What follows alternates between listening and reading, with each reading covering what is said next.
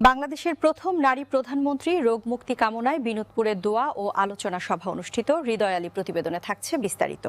মাগুরা জেলার মোহাম্মদপুর উপজেলার বিনোদপুর ইউনিয়নে সাবেক প্রধানমন্ত্রী বেগম খালেদা জিয়ার রোগমুক্তি কামনায় দোয়া ও আলোচনা সভা অনুষ্ঠিত হয়েছে।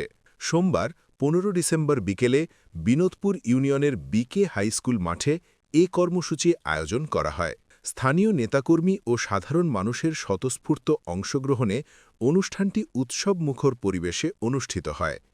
এতে প্রধান অতিথি হিসেবে উপস্থিত ছিলেন মাগুরা ২ আসনের ধানের শীষের মনোনীত প্রার্থী নিতাই রায়চৌধুরী। আলোচনা সভায় মূল্যবান বক্তব্য রাখেন বিনোদপুর ইউনিয়ন বিএনপির সভাপতি বাকিত বিশ্বাস।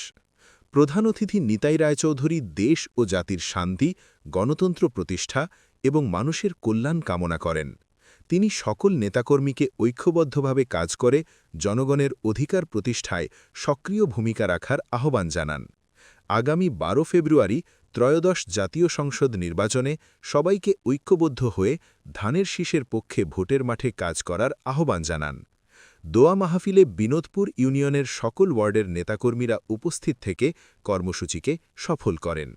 আলোচনা সভা শেষে বেগম খালেদা জিয়ার দ্রুত রোগমুক্তি ও মানবতার কল্যাণ কামনায় বিশেষ দোয়া ও মোনাজাত অনুষ্ঠিত হয়।